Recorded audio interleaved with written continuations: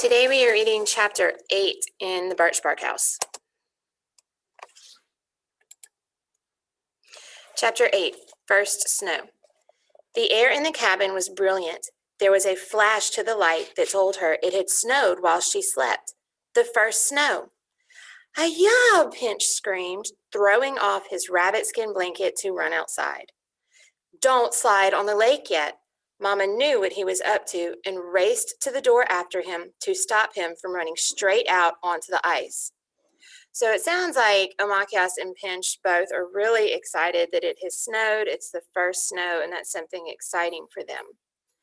Although the cold was sudden and the snow had fallen thick and mysterious overnight, the water of the lake was still open, just past a skim of delicate ice on shore. Already the air was warming up a little, at least where the sun shone brightest. Mama was worried that Day-Day would not manage to make the crossing before the freeze-up. If he couldn't, he would have to wait in camp until the ice was solid and he and his men could pull their toboggans of stretched furs across to sell to the traders. Down the cleared path now, striding large, feather nodding in time with each long step, came old Tallow. She held her long rifle loosely under one arm and growled her anin at Omakias as she tramped into the brush. I'll go look at it in a second. Omakias called back, and old Tallow's hand went up in an abrupt wave, though she didn't turn to look or certainly to smile. Her dogs followed at her heels, great and wolvish. The slinking yellow dog paused to turn and bare its broken brown teeth at Omakias, but she crossed her eyes at him and couldn't have cared less. First snow day always lifted her out of her skin, made her feel sharp and alive. So there is some worry here about Day-Day and his being able to get his route and his trading done before the freeze. Omakias called back. It was good to see old Tallow. The dogs, of course, are with her. And remember that yellow dog, that's the one that Omakias had trouble with at the beginning of the book. But at this point, Omakias she doesn't care. She's very excited about first snow day, and I see an example of figurative language here. Lifted her out of her skin, made her feel sharp and alive. And I also know that our setting has changed because now we are actually in winter, getting into real winter, and it has snowed. The snow, not deep, softening, gleamed in a white cover over all that she could see. Each branch was neatly outlined, and some still bore their leaves. Omakias and Angeline admired the intricate way that the snow trimmed the dried reeds of cattails, and the brown furry heads were capped with tiny white mounds that made them look delicious. Manapagwad. Angeline pretended to bite. "Take this." Not only was Pinch annoying, but he had a good aim. Just as Omakias turned, she caught a firm-packed snowball on the side of her face. The snow stung. Pinch had packed a little stone in it. The wet snow licked her neck.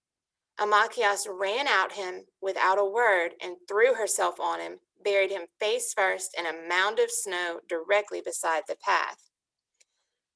"Gago!" Pinch howled and leaped up, mad, packed more snowballs together, and set off after his laughing sisters. The more he ran on his short legs, though, the faster they galloped ahead. There was not a chance that he would catch them. He knew it and finally stopped. He slumped down near the side of the path, muttering to himself and putting more snowballs together until he had a big pile. At the heart of each, he packed a stone. Stones he hoped would sting his sisters until they cried. So Pinch is throwing snowballs, and he's making the snowballs so that they hurt. He's putting a stone in them. And I did see again another example of figurative language. The wet snow licked her neck. And the girls are running from Pinch, but Pinch knows he's not going to catch up to him. And so he's being very petulant, very whiny, very immature, very baby. And now he's packing even more snowballs all of them with a stone in the middle to try to deliberately hurt his sisters. He hoped would sting his sisters until they cried. The girls walked farther into the town, knowing Mama was busy and hoping she wouldn't miss them quite yet. It was exciting to live around other people again, and both of the girls wanted to find out if old friends had stayed to winter. They wanted to see if any new families had come to live near. Angeline was thinking of going to the Catholic mission school, and she wanted to sneak by and see if anyone was there yet, studying the signs and marks that the priest made with a soft white stick on the big black wall. They walked to the edge of the schoolyard and then stood outside in the clear air, in the sun, breathing the fragrance of fresh, wet snow and new bread, crusty and warm. There's a lot of information we get here just in this one paragraph. They're excited to live around other people again. So we can infer that in summer, they kind of all spread out. They're not as closely packed, but now with the winter, they're kind of all coming back into the village, probably to live near each other for resources and help, since we know that winter can be very, very dangerous and scary for them. It says Angeline was thinking of going to the Catholic mission school. So I can make the conclusion that the Catholic mission school, that is a school established by the Europeans. We know that in the time period with the Birch Bark House, the Europeans have already started to come over and colonize. The Native Americans are not Catholic, and so Catholic mission school would be a school established by the Europeans. And Angeline is considering going and maybe studying these signs and marks that the priest made with a soft white stick on the big black wall. So if I'm thinking about old time traditional school, a soft white stick is probably chalk, and a big black wall is probably the blackboard. And so the signs and marks could be letters, could be numbers, and Angeline's thinking about going to learn those. These sing-song reciting voices floated from inside the log schoolhouse. Omachias was glad they were outside, but Angeline's face was turned eagerly toward the sound of the priest's instructions. She was curious to know what was happening, but remembered Grandma's advice. "Take their ways if you need them," she said, "but don't forget your own. You are Anishinaabe. Your mother and your grandmother are Wolf Clan people. Don't forget. Also, you sweat bathe yourself clean every day, even jump in the freezing lake, a thing that the Chimukamanag do not do. My girl, don't become like them." So, we also know that a priest is the one that teaches at the school, so we can also infer that there is probably a religious angle to their school. We know that the Europeans were wanting to spread Catholicism and Christianity. But the important thing here is what Grandma says, Grandma's advice.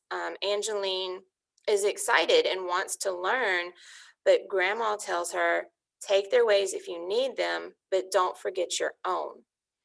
So in this quote, I feel like Grandma's telling Angeline, do what you need to do, use some of their ways, learn some of their ways if you need them, to survive and to live life, but don't forget your own ways. Don't forget who you are. Just as the thought of Grandma made Omachias smile, there was a flurry of stamping feet as children of all ages burst from the back door, leaping wide, flinging themselves forward in a laughing frenzy, thrilled with the prospect of new snow, and ready to have their morning break, their fun, and then their small meal of smoked whitefish and bread. "Aye, nesh key," Angeline pointed in amazement. Stepping with easy care down the stairs of the schoolhouse, solemn, carrying his tobacco pouch, his knife at his belt, was none other than Fishtail. What was he doing at the school? He did not join the children in their wild play, but walked directly from the school toward his camp. Fishtail lived at the very edge of the village, hidden in deep bush. His place was built the old way. It was a birch bark house, but it was quite warm in winter because he knew how to heap the sides with snow, and he was an excellent trapper. The interior of his house was always lined with strung skins, hung with lush furs made up into sleeping robes, and red and white point blankets. His wife, Angeline's best friend, Tin Snow, was known as a fine beadworker. People said that she tanned hides so soft that they felt to the skin like the slippery velvet that the traders sold. "Let's find out what he's doing," whispered Angeline. "He was visiting the school," said Omachias. "What's there to find out?" "I don't think so." Angeline pointed to the book, the sheaf of Chimukaman paper, the evidence in Fishtail's hand that he had another motive in attending the school. "Okay," said Omachias, now curious. "You go ask him." "Aye." Angeline blushed. "Scared? No, I'm not." "You are so." Challenged, Angeline jumped forward. She walked so swiftly after Fishtail that Omachias ran to keep up. But when she got to him, she walked beside him with no word. Didn't she know what to say? Omachias trotted behind, just within earshot. "What were you doing back there?" Angeline finally had the courage to ask. "I went to the preschool to learn to read the Chimukaman's tracks. That way, they can't cheat us with the treaties." Surprised and taken aback at this, Angeline and Omachias could only stand still and watch him as he walked swiftly, gracefully back to his home. So we know that Fishtail had gone to the school, and he said he went to the school to learn to read the Chimukaman's tracks. We know that Chimukaman is white man, and we know that to the Native Americans, the marks, they look like tracks, and he's learning to read them. So we can infer that he's wanting to learn to read the white man's writing. And he gives a very important reason why. He says that way they can't cheat us with the treaties. They turned to go, still thoughtful. The sun was warm as summer, and by the time they returned, all the snow had melted in a heap. They took the same path back they had taken before, and as they neared the cabin, all of a sudden, Omachias felt a wet slap and a sharp, stinging blow on the back of her head. It was Pinch. Dancing with gleeful anger, foot to foot, his snowballs so watery only the pebbles at their centers were left in a pile around his feet, he nevertheless insisted on his revenge. "I said I'd get you, and I got you," he yelled. "I'm me warrior, Big Pinch." Not long after that first bright snow, another snow fell, grayer and heavier. The ice came in. The water had a transparent skim that broke apart and clicked together, then went solid again, until there formed a tough gray coat of ice. Day surely had stopped to camp and to wait until the ice was thick before moving on. It snowed steadily and long, 3 days. While the snow fell outside, Angeline's friend Tin Snow used the red cloth Day had brought last summer as trim for a blue trade cloth dress she and Angeline were making. It was a ribbon-trimmed, graceful dress. Mama had trimmed a matching shawl with thimbles so that when she walked, Angeline jingled softly and enticingly. Every so often now, she was allowed to visit Auntie Muskrat's house. That was the only place she was allowed to visit alone, for Auntie Muskrat kept a strict eye on her. Any young men who visited would have to stand or sit outside on Auntie's log bench while Angeline stayed, dancing foot to foot inside the cabin, craning out the window and laughing. The snow fell deeper yet, and in its grip, old Tallow had the best of luck. On the last day it snowed, she dragged from the farthest end of the island 2 plump beavers. The furs were thick and would fetch a good trade. She roped the beavers onto a little sled tied to another rope that circled her waist. Happily, she brought the meat to Mama and Grandma to prepare. She stayed in the yard smoking her little pipe while they made a fire outside to roast the meat over the coals. Although snow had fallen, Omachias thought, it couldn't be truly winter until old Tallow put on her remarkable coat.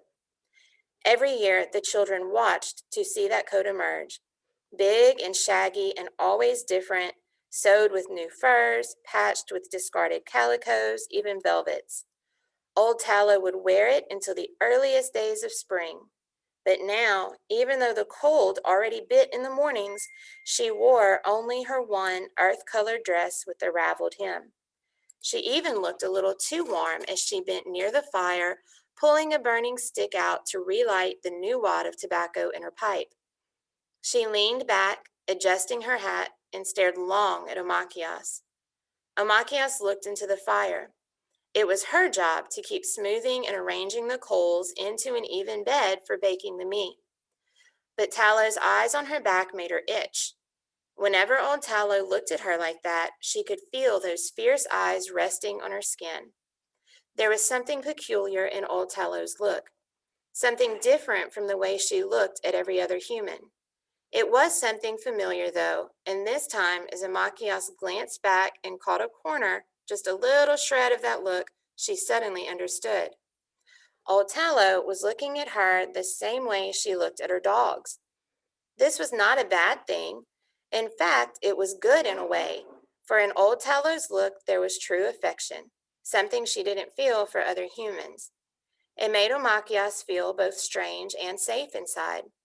She smiled to herself and had the odd, sudden, curious knowledge that if it ever came to that, old Tallow would protect her, Omachias, with her life. She didn't know why she knew that, but she just knew. Soon Nokomis came out and took over, poking the coals this way and that to evenly set them. Soon she would burn a fine crust onto the skin. Beaver, or a meat, was Day-Day's favorite meat. He loved the burnt flavor of its fat, and Mama cooked it in a special way. As soon as the meat singed and slightly burnt, she cleaned the beavers, washed their carcasses with salted water, and stuffed them with corn and potatoes. She then sewed them shut and roasted them slowly in the big iron kettle. They sizzled in their own fat, and the acorns burned black. When the beavers were tender and completely cooked all through, she removed them, undid the meat from the bones, mixed the stuffing with the fried acorns, and cooked it all together in a soup once again. The aroma had old Tallow pacing back and forth hungrily. She looked eager as her dogs, and when Mama ladled the soup into her bowl, she bent to it with a savage will.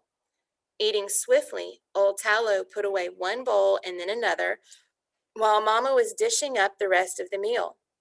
It was lucky she ate so quickly, though, and put away so much, for just as Pinch was wiping bread his way again across the bottom of his bowl and opening his mouth to ask for more, there was a stamping and shouting outside. The dogs barked, then stopped when a familiar voice shouted, "Gago! Gago!" It was Day-Day come home. As if summoned across the new ice by his favorite dish, he arrived in time to eat until he could eat no more. That night, the children went upstairs and slept in the loft, and Nokomis slept there too, instead of downstairs beside Mama. Nokomis made her bed at the farthest end of the loft, where it was coolest. She put her old rabbit-skin blanket down and slept on top of it. "I sleep hot," she explained to the children. They didn't like to tell her, but she also slept noisy. Nokomis snored and often talked in her sleep, calling out to people from long ago. That night, Omachias woke in the dark and listened to her grandmother's soft, regular breathing and then her murmur, half understandable, sometimes arguing, and sometimes pleasant as she dreamed old times and went visiting to places that only she remembered.